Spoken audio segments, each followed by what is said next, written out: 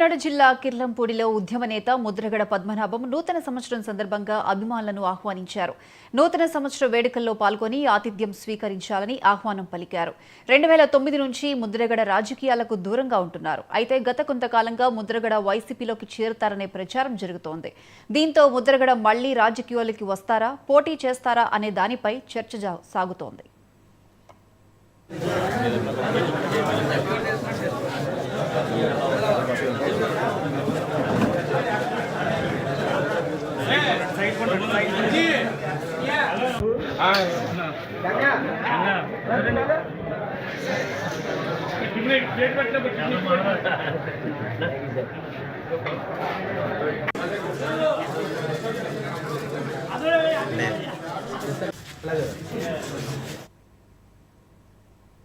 కొత్త ఏడాది రోజు గుజరాత్ ప్రభుత్వం సరికొత్త రికార్డు సృష్టించింది. రాష్ట్రంలోని 108 ప్రాంతాల్లో ఒకేసారి ఎక్కువ మంది సామూహిక సూర్య నమస్కారాలు చేసి గిన్నిస్